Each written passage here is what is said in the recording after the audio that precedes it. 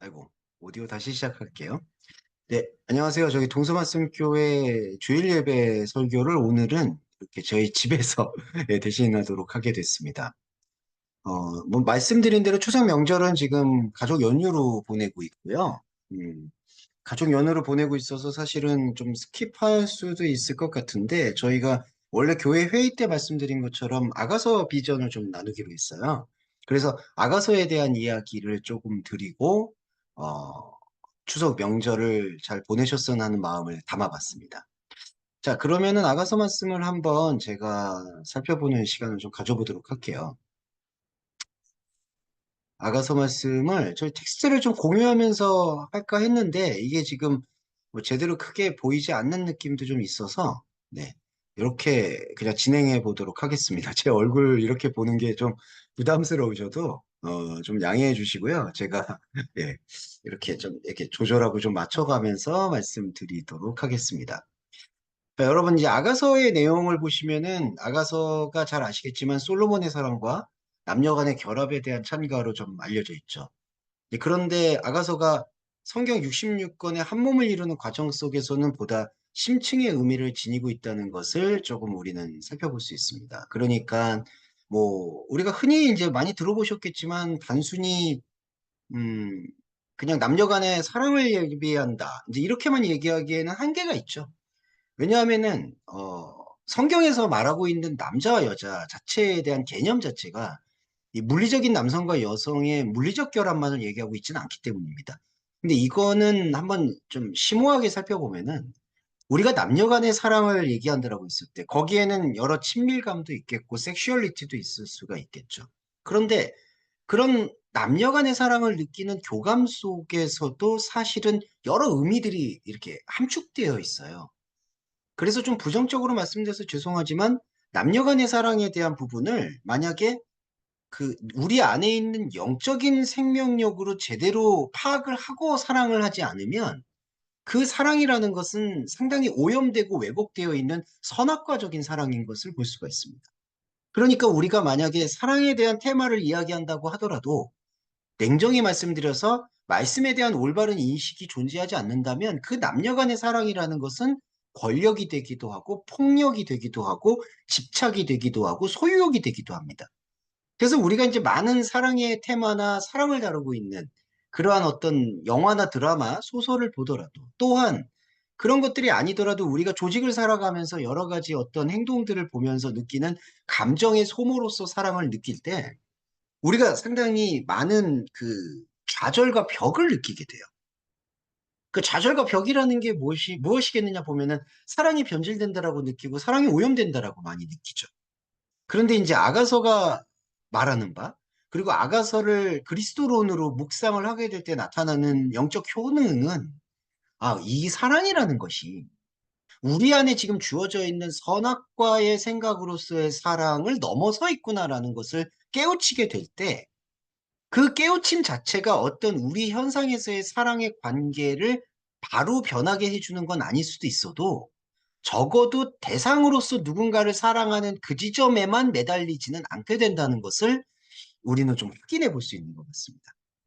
추석 명절과 이런 아가서 말씀이 적절하지 않을 수도 있는데요. 하지만 우리는 사랑의 본질을 알아야 돼요. 그래야지 현상계에서 일어나는 사랑에 대한 다른 태도를 취할 수가 있다는 것입니다. 뭐 사랑을 하는 데 있어서도 태도가 중요하냐라고 얘기하는데 중요해요. 왜냐하면요. 사람이 누군가를 사랑한다라고 얘기하지만 그 사랑하는 방식이나 말들이 인간이 가지고 있는 욕망의 언어에 오염되어 있는 상태 속에서 나너 사랑해라고 얘기한다면 비록 그 사랑이 진심이라고 하더라도 그 진심의 바탕이 선악과에서 비롯됐기 때문에 그 사랑들은 소유와 권력과 폭력과 가스라이팅과 집착과 이상한 자기 희생과 이상한 연민으로 빠져버릴 수밖에 없다는 것이죠. 제가 사랑에 대해서 이렇게 장황하게 말씀드릴 수밖에 없는 이유는 이 본질적인 사랑이 우리 안에서 스며들지 않는 상태에서의 사랑은 사실은 제가 거듭 말씀드리지만 선악과적인 사랑, 욕망의 사랑, 그리고 그 욕망의 반대인 자학하는 사랑으로 이렇게 왜곡되고 뒤틀릴 수가 있다는 겁니다. 그리고 냉정하게 말씀드려서 그리스도의 복음에 대한 온전한 이해가 없는 상태에서 분출되는 사랑에 대한 모든 찬가나 찬미나 찬양이나 기도라는 것은 더욱이 세상 사람들의 사랑도 마찬가지고요. 그 사랑은 폭력이에요.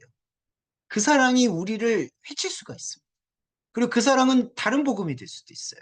그래서 우리가 이 아가서를 읽을 때 사랑의 개념에 대한 전반적인 이해를 다시 재구성할 필요가 있다는 것을 말씀드리고 싶어서 이제 이 서두에 아가서가 말하는 남녀 간의 사랑에 대한 비유와 그 심층에 대한 의미를 밝혀드렸습니다. 자, 말씀 의미는 하나의 단계가 있어요, 아가서가. 첫 번째 단계, 두 번째 단계, 세 번째 단계, 네 번째 단계로 존재하는데 첫 번째 단계는 남녀 간의 사랑과 결합을 통한 하나님의 자녀들의 조화로운 모습에 대한 묘사입니다. 근데 이거는 상당히 현상적이고 표층적인 묘사예요. 근데 이게 필요하죠.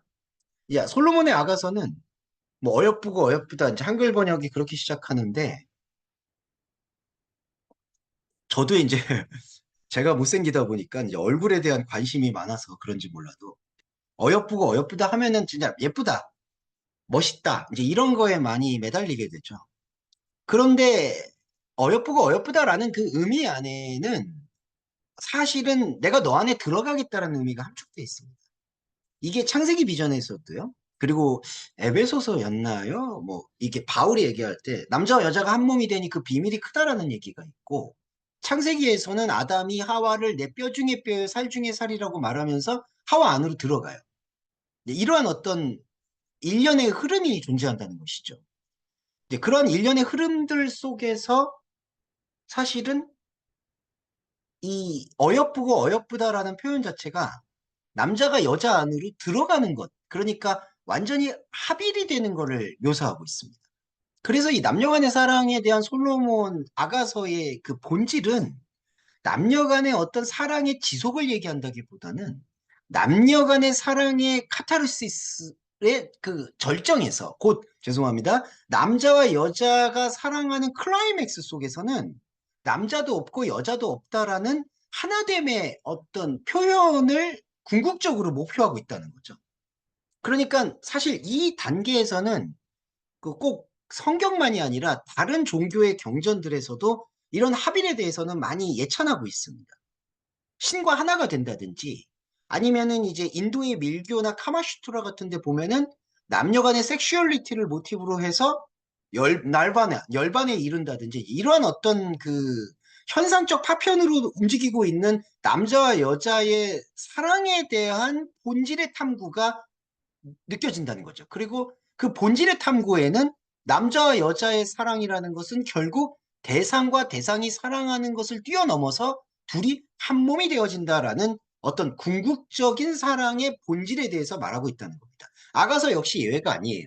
그래서 아가서에서의 남녀 간의 사랑에 대한 어떤 상태와 사랑에 관한 갈구와 그 사랑에 대한 화답은 남녀 관계의 사랑과 결합에 대한 파노라마로 읽힐 수가 있다는 거죠.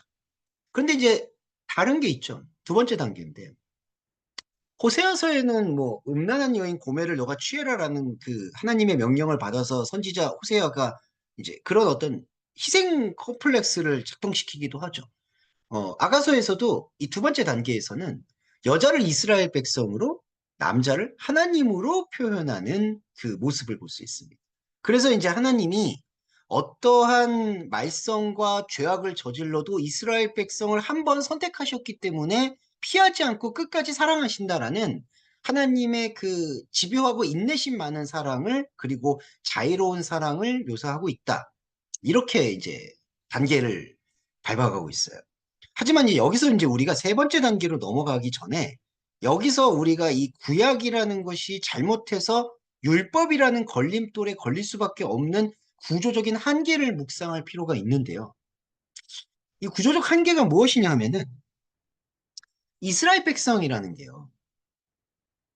선택받은 민족이라는 뜻이 있습니다. 자, 선택받았다는 거죠. 일단 이스라엘이라는 단어 뜻 자체가 그래요. 엘이 세운 나라예요. 근데 하나님이 나라를 세웠을까요? 우리가 이 예수 그리스도의 말씀, 바울의 텍스트를 묵상을 깊이 해봤을 때 하나님은 나라를 세운 적이 없습니다. 적어도 보이는 나라. 또 하나 인간이 욕망하는 나라, 선악과에서 보는 보암직하고 먹음직한 나라를 세운 적이 없어요. 자, 그렇잖아요. 그러면 하나님의 나라는 어디에 있는 걸까요? 하나님의 나라는 여기 있다 저기 있다 하지 말아라. 하나님의 나라는 여기 있다는 여기 있다는 게 우리 마음가짐이 아니라 하나님의 영적 좌소를 얘기하죠. 하나님의 창세전 사랑을 얘기하죠. 자, 그렇습니다. 그런데 이스라엘 백성들은 그 창세전 사랑에 대한 깨우침이 아니라 이 땅에 보이는 현상계 혹은 보이는 현상계에서 영지주의적으로 욕망하는, 요거 잘 들어주세요. 영지주의라는 거는 현상계의 이미지를 가지고 유토피아를 꿈꾸는 거를 영지주의라고 얘기할 수밖에 없어요. 왜냐하면은 사람이 천국에 간다, 영을 갈망한다, 혼이 너무나 번잡하고 더럽고 힘들어서 영의 세계로 가고 싶다. 자, 이러한 모든 욕망의 출발점이 뭐가 있을까요? 바로 현상의 이미지에서 현상의 이미지를 더럽다, 혐오스럽다라고 판단하고 혐오스럽지 않은 세계를 열망하게 되는데, 혐오스럽지 않은 세계가 그나물의 그 밥이라는 거예요. 여기가 더럽고 여기가 깨끗하다 그러면은 여기가 더럽고 여기가 깨끗한 것 모두 같은 사이클 안에 있다는 거죠. 그러니까 자기가 생각하는 이미지라는 거예요. 자, 그러니까 이 영지주의적인 것이든 현상계이든 이스라엘 백성이라는 것은 우리는 다른 이방인들과 다르게 선택받은 민족이다라는 그 의지를 되살리려고 한다는 거예요. 그 의미를 막 파헤치려고 한다는 거예요. 그래서 구원받은 백성이다라고 얘기를 한다는 거죠. 우리들이. 그러면 구원받은 백성인 이스라엘을 끝까지 사랑하시는 하나님은 과연 어떤 하나님일까요? 안타깝지만 우리가 극복하거나 부서져야 될 하나님이다. 나 외에 다른 신을 섬기지 말라는 계명을 어길 수밖에 없는 하나님이라는 거예요. 왜냐하면 선택받은 이스라엘이라는 그 뜻 자체가 창세 후 사랑의 비전이기 때문이죠. 그러면 우리가 이 창세 후 사랑에 대한 그 비전 속에서만, 그 사이클 속에서만 움직이게 되는 걸로 아가서가 머물러 있느냐? 그렇지가 않다는 겁니다. 자, 하나님이 우리를 향해서 사랑을 표현한다라는 게 아가서의 본질적 예찬인데, 하나님의 사랑이 내가 기대하는 그 이미지의 연장선상에서의 사랑을 예찬하는 거냐? 그게 아니라는 거죠. 그래서 사랑의 불화가 나타나는 거예요. 사랑의 불화가 나타날 때 사랑의 불화의 대표적 사례가 바로 그리스도입니다. 이사야서에서도 그리스도에 대한 그 모습이 묘사되어 있죠. 그는 흠모할 만한 아무것도 없다라고 표현되어 있죠. 그리고 그걸 받아서 로마서에서 의인은 없나니 하나도 없다라는 그러한 큰 그리스도론적 고백이 담겨 있죠. 하나님의 사랑은 우리한테 우리가 이해하고 있는 그 이미지의 연장선상에서의 사랑에 어떠한 매력도 주지 않아요. 하나님의 사랑이라는 것은 볼품없다라는 걸 넘어서서 무관심 그 자체입니다. 무감각이에요. 그러니까 우리는 선택받은 이스라엘 백성입니다. 하나님은 우리를 위해서 끊임없이 무한히 사랑하십니다라는 이러한 사이클을 계속 상상력을 구상을 해서 하나님을 이해하고 이른바 인격적 교제, 인격적 기도, 하나님을 향한 눈물의 갈망, 회개, 회한, 열망, 안타깝지만 이 모든 사이클이 우상의 사이클이라는 거예요. 나는 선택받은 존재. 나를 향한 하나님의 사랑은 무한하다는 그 생각. 그런데 나를 위한 하나님의 자애로우심, 나를 위한 하나님의 그 자비로우심, 이러한 모든 움직임 자체가 우리가 구상한 하나님의 비전이라는 겁니다. 우리가 구상한 하나님이 뭐죠? 이게 나 외에 다른 신이에요. 참으로 얄궂게도 우리는 십계명을 받았을 때 고백자를 나타내야 됩니다. 첫 번째 계명을 들은 그 순간부터 정말로 말씀을 깨우치고 말씀과 하나 된다라면 주님 저는 이 계명을 지킬 수가 없다라고 고백을 해야 된다는 거예요. 어떻게 지켜요? 우리가 구상하고 있는 혼의 자아, 창세 후의 사랑에 대한 것만 우리는 길들여져 있는데 제가 그래서 앞서서 말씀드렸던 사랑의 오해에 대해서 말씀드리고 싶은데요. 첫 번째도 제가 처음 시간에 시작할 때 지금 말씀드렸듯이 우리가 사랑하게 되는 사랑은 선악과적 욕망과 긴밀하게 엄밀하게 결탁되어 있기 때문에 이 사랑을 아무리 하고 이 사랑을 더 깊이 한다라고 느끼면 느낄수록 더 안타깝지만 파국을 맞이하게 되는 거예요. 우리의 사랑, 우리의 가족, 안타깝지만 참 그리스도인의 돌파가 없고서는 이 가족은 유리가족이에요. 허울 뿐입니다. 추석 명절을 맞이해서 이런 말씀 드려서 정말 죄송한데 허울이에요, 허위. 이게 없는 거예요. 왜냐하면 우리 안에 다른 신이 지금 가득 차 있는 상태 속에서 그 신을 반복하면서 하나님을 섬기고 조상을 섬기면 도대체 무슨 꼴이 되겠습니까? 하나님의 사랑이 들어온 게 아가서의 절정인데 하나님의 사랑이 들어와서 선택받은 이스라엘 백성을 사랑한다고요? 아닙니다. 이스라엘은 그들의 욕망이 나타낸 이름이에요. 이스라엘이 아니라 히브리가 맞는 겁니다. 떠돌아야 돼요. 현상에서 머리 둘 곳이 없어서 떠돌아야 돼요. 그래야지 우리 안으로 고백자가 나오는 겁니다. 내 안에 하나님이 없구나. 내 안에 하나님을 사랑할 수 있는 게 없구나. 여러분, 우리가 하나님을 사랑할 수 있을까요? 없습니다. 하나님이 우리 안에 들어온 그 완벽한 하나님의 창세전 언약에 대한 원리가 우리 안에서 눈을 뜨지 않으면 우리가 아무리 사랑한다고 얘기해도 그건 울리는 꽹과리에 지나지 않는 겁니다. 말씀은 정확하게 우리한테 그걸 설명해주고 있는 거죠.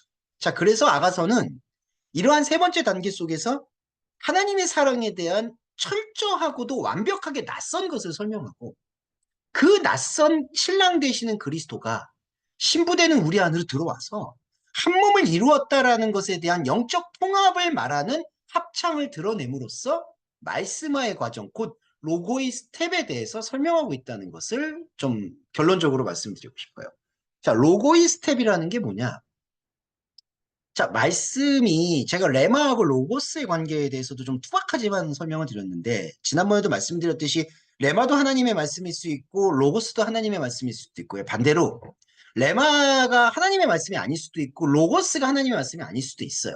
로고스가 우상으로서 완결된 그 말씀 아닌 다른 복음일 수도 있다는 거죠. 그런데 로고의 스텝이라는 건 말씀화의 단계라는 건 우리 안에 들어와서 침투하고 있는 혼의 말로서의 레마를 이 아가서를 저와 여러분이 지금 묵상하듯이 이 레마 안에서 도저히 하나님에 대한 생명을 발견할 수가 없다라는 십자가의 영역과 십자가의 의미를 깨우치게 될 때 우리 안에 있는 이 레마의 그 쓰임새들이 하나 둘씩 다 막혀기 시작하면서 곧 우리가 생각하고 우리가 구상하는 남녀 간의 사랑은 이런 걸 거야. 신랑 되시는 그리스도는 나한테 이런 존재일 거야. 라는 그러한 기대가 산산조각 나는 하나님의 영적 체험을 통해서 우리 안에서의 레마가 다 부서지고 나고 레마의 쓰임새가 사라지는 그 자리에 본질적으로 남게 되는 창세전 사랑인 로고스. 그 로고스를 깨우치고 그 로고스를 느껴서 그 로고스가 다시 우리가 살고 있는 현상계로 이렇게 선순환되는 그 과정. 그게 바로 로고의 스텝, 말씀화의 단계라는 거예요. 그래서 우리가 이제 성경에 무슨 단계가 있냐, 뭐 아가서가 단계가 있냐. 그리고 이 단계도 누군가를 비판하거나 판단하는 뭐 성숙도를 나타내는 그런 게 아니에요. 그냥 여러분 안에서 아이 메시지로 도는 영적 선순환이라고 생각하시면 됩니다. 이게 바로 아가서를 이야기하고 있는 영적 스텝에 대한 설명이라고 말씀드릴 수 있겠고요. 그러면 이 아가서가 구성되어 있는 구성 요소만 좀 오늘 설명드리고 짧게 마무리를 할까 하는데요. 아가서를 구성하고 있는 이 구성 요소는 뭐 다 잘 아시겠지만 세 가지 요소로 구성되어 있죠. 신부의 노래, 신랑의 노래, 그리고 합창. 이렇게 세 가지 영역으로 구분되어 있습니다. 그래서 약간의 시적인 리듬을 가지고 신부가 뭔가 신랑에게 갈망을 표현하면 신랑이 거기에 대해서 화합하고 신부와 신랑이 한 몸으로 표현을 하고 이제 이렇게 구성이 되어 있습니다. 먼저 신부를 볼까요? 신부는 우리한테 잘 알려져 있는데 우리의 기반, 우리 안으로 찾아온 신랑에 대한 반응들을 나타낸다고 볼 수가 있겠죠. 신랑은 신부를 찾아다닙니다. 이게 바로 창세전 사랑이 창세 후 사랑을 찾아다니는 그 여정이라고 볼 수가 있겠죠. 말씀은 그렇기 때문에 이 성경의 66권 말씀은 그 신랑 되시는 그리스도가 자신의 언약을 품고, 이제 하나님의 언약이겠죠. 하나님의 언약을 품고 그 언약을 소유하고 있지, 그 언약을 갖고 있지만, 소유하고 있지만 그 언약에 대해서 영의 죽음 때문에 보지 못해서 유리방황하고 있는 우리에게 찾아와서 혼의 그릇 안으로, 이 성경 말씀 자체가 혼의 그릇이잖아요. 성경 책이 어디가? 이 혼의 말씀이잖아요. 이게 그냥 혼의 그릇이잖아요. 이 혼의 그릇 안으로 들어와서 어떤 형태로든 그 혼 속에서 창세전 영역을 받아들이려고 하는 몸부림이 있다는 거죠. 신부에게 그걸 표현해 주려고 한다는 거죠. 우리에게 매우 낯선 사랑에 대해서 설명해 주고 싶어 하고 어떻게든지 스며들려고 하는 하나님의 언약의 베리트의 발버둥이 느껴지는 게 성경이라는 거예요. 그리고 그게 바로 신랑의 몸부림이에요. 너는 어여쁘고 어여쁘다라고 얘기하는 그 식구 안에, 그 말씀 안에 신부에 대한 절절한 그리고 낯설지만 간절함이 분명히 있다는 거죠. 그러면 그 간절함에 대해서 신부가 화답을 합니다. 근데 이제 우리가 여기서 중요하게 한 가지 더 얹혀서 묵상해야 되는 건 신부는 그리스도인이죠. 그런데 신부가 다 그리스도인만이 아니에요. 무슨 얘기냐 하면 신부의 노래라고 해서 그리스도인만 그리스도에게 화답하거나 응답하거나 말하는 게 아니라는 겁니다. 이게 신비로운 건데, 자, 우리는 혼외자로서 창세 후자라고 할 수 있겠죠. 창세 후의 에고는 하나님의 진리 체계에 대한 어떤 디자인이나 그림이 없어요. 어떤 분들은 뭐 자기 안에는 뭐가 보인다 그러는데 보이는 거 없어요. 그게 보인다라고 얘기하는 그 한계 자체가 인간이 가지고 있는 한계고, 물론 이제 바울이 말하는 삼층천처럼 아까 이제 좀 이따 말씀드리겠지만 합창 단계에 들어갔을 때 하나님과 내가 동시에 울리는 동시 공명의 신비로움을 말로 설명할 수 없으니까 삼층천이라고 표현하는 건 당연히 존재하겠죠. 하지만 우리가 뭔가 혼적인 디자인을 이끌어내가지고 하나님이 나한테 이렇게 말씀하셨을 거야. 하나님이 나한테 이렇게 신비적인 체험과 신비적인 문을 열어주셨을 거야. 라는 것은 착각이라는 겁니다. 자, 그거를 말씀드리고 싶고. 그러면은 혼적인 자아에 대해서 신랑인 그리스도가 들어와서 내가 너를 사랑한다라고 이 혼의 말로 기록되어 있는 그 말들을 전달해요. 그러면 혼외자가 온전히 그거를 화답을 할까요? 그게 아니라는 겁니다. 혼외자는 카오스를 느껴요. 혼란을 느껴요. 혼돈을 느껴요. 낯설어요. 고통스러워요. 여러분, 신앙생활은 고통입니다. 죄송한 말이지만 추석 명절 때 자꾸 이런 말씀 드려서 송구한데, 뭐가 고통이냐? 이게 물리적 고통, 감각적 고통도 있겠죠. 고통이죠. 근데 이 사랑을 모르겠어요. 이 영의 사랑을 모르겠는 거예요. 혼의 사랑이 도대체 이 감각에 대해서 모르는 거예요. 그래서 자, 신부의 노래에서 그리스도가 우리 안으로 들어와서 우리의 입장과 우리의 혼적인 자아로 이렇게 포지션을 옮겨서, 이게 겸손입니다. 내려앉아서 말씀이 육신이 돼서 우리를 대신해서 우리와 함께 혹은 하나님을 향해서 노래를 부르기 시작한다는 거예요. 그게 신부의 노래입니다. 그러니까 신부의 노래가 우리가 하나님의 신랑 되신 그리스도가 나한테 찾아와서 나를 사랑해 주시는구나. 그 사랑은 너무 크다라고 고백하는 게 아니라는 거죠. 그렇게 묵상하면 안 돼요. 왜 그럴까요? 다시 아까 말씀드렸지만 신랑 되시는 언약이신 하나님의 말씀은 창세 전 언약이에요. 우리가 알 수가 없어요. 그래서 창세전 언약이신 그분이 우리 창세 후의 세계로 창세 후의 언어를 가지고, 그때 당시엔 히브리어나 뭐 다른 어떤 언어권이겠죠? 그 언어를 가지고 들어오셔서 영의 사랑을 이야기한다. 그런데 영의 사랑을 이야기할 수 있는 재료가 우리한테 없잖아요. 그래서 우리는 신부의 노래가 그 하나님의 영의 사랑을 깨우쳐서 영의 얘기를 한다는 게 아니에요. 신부의 노래는 결국 그리스도와 함께 부르는 거예요. 그리스도가 우리한테서 번역을 해주셔야 되는 거예요. 그게 파라클레토스예요. 보혜사예요. 우리와 함께 해줘야 되는 거예요. 그래서 어떻게 보면은 신부의 노래를 꼭 신랑의 노래에 대한 사랑의 화답으로 많이 느끼는데, 사실은 그리스도가 더 많은 영역을 얘기해주고 있는 겁니다. 대변해주고 있는 거예요. 자, 그러면 신랑의 노래는 또 어떤 측면을 맞이하냐면요. 신랑의 노래가 그리스도의 노래, 그리스도의 말, 그리스도의 생명, 그것을 얘기한다는 것도 당연히 있습니다.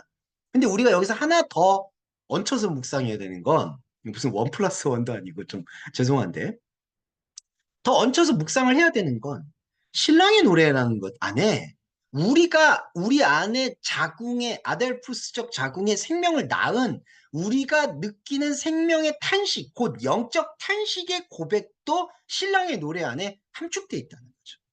자, 이게 정리를 해보면 신부의 노래는요, 그리스도와 내가 하나가 돼서 불러요. 그리스도가 내 안에 나의 혼의 세계 안으로 들어와서 나의 혼의 세계에서 느낄 수 없었던 것을 말씀이 육신이 돼서 설명해 주거나 느끼게 해 주거나, 낯설다라면 같이 견뎌 주거나, 이게 우리가 배려의 기도를 할 때도 그런 차원들이 있잖아요. 그리스도가 같이 버티면서 어떻게든 뒤엉키면서 우리를 하나님에게 소개하려고 발버둥 치는 겁니다. 영을 모르는 우리에게. 영을 모르는 우리에게 그가 들어와서 발버둥 치는 거예요. 이게 바로 하나님의 보내신 그리스도의 역할이에요. 그래서 신부의 노래는 오히려 그리스도와 여러분이 함께 노래하는 것들이 훨씬 많고요. 신랑의 노래는 오히려 우리 안에서 그렇게 그리스도가 막 말하고 그리스도의 생명으로 신부가 신랑에 대해서 말을 하잖아요. 그러면 그 말은 혼의 말로 받았지만 혼의 말이 돌파가 돼서 영의 말로 돌입되는 말들이에요. 그럼 영의 말로 돌입되는 말들 속에서 무엇이 나타날까요? 바로 아델푸스, 우리의 죽어 있었던 자궁이 열리는 겁니다. 이게 이제 그랜드 알레고리, 성경이 전체적으로 말하는 비유의 핵심인데 우리는 그리스도를 받아서 그리스도를 느껴서 그리스도를 낳는 거예요. 그래서 우리는 그리스도를 자칼 레케바라는 이 남자와 여자가 하나가 되어서 생명 순환을 하는 겁니다. 결국 아담과 하와는 한 존재의 움직임이에요. 그래서 우리가 생명을 낳아요. 그게 칭의예요. 신약의 교리적 표현으로 말씀드리면. 그러면 그 낳았던 그 아들, 그 생명, 아델푸스, 그게 남자다움이에요. 그 남자가 바로 신랑의 노래가 되는 거예요. 그리고 그 신랑의 노래가 다시 그리스도와 결합이 돼서 신부의 노래로 들어옵니다. 그래서 신부가 또 그리스도와 함께 노래를 부르면서 생명을 낳아요. 또 그리스도를 낳아요. 그러니까 낳고. 이게 바로 영적 족보의 핵심이라고 볼 수 있죠. 이게 비블리오스 게네오스, 족보의 책입니다. 그러니까 마태복음에서 누가복음에서 말하는 그 족보는 사실은 족보에 내려오면 아무 의미 없어요. 육체적 족보가 내려와서 그들 이스라엘 백성들에서 메시아가 나온다는 게 아니잖아요. 그러면 영적 족보가 중요하다라는 것을 거기서 모티브로 삼고 있다는 것이죠. 자, 그러면 마지막으로 합창이 등장하는데요. 합창.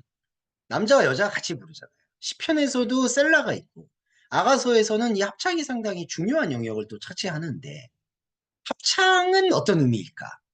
이제 마지막으로 그 부분을 묵상을 해볼까 싶습니다. 합창은요, 이 요한복음의 관계를 볼까요?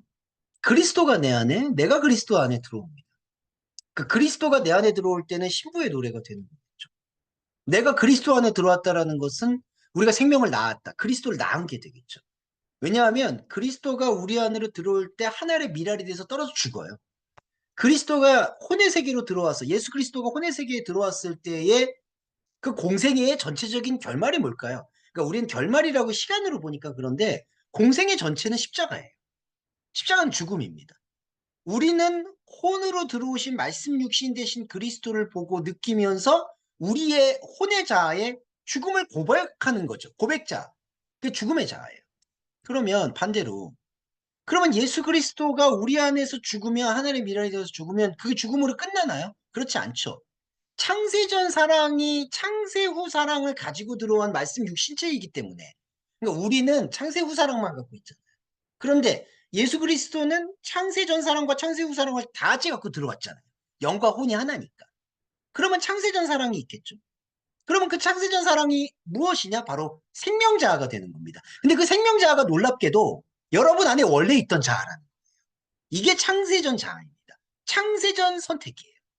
그래서 그리스도는 우리 안에서 그분의 공생애 속에서 죽음을 고백한 거고 동시에 그 죽음을 고백하는 것과 생명이 같이 나타나서 창세전 자아가 열리는 겁니다. 자, 그러면 창세전 자아가 열리면 부활 자아가 되죠? 고백 자아가 되죠? 이 신랑과 신부의 노래가 계속해서 순환하게 될 때 이른바 오메가 포인트가 있어요.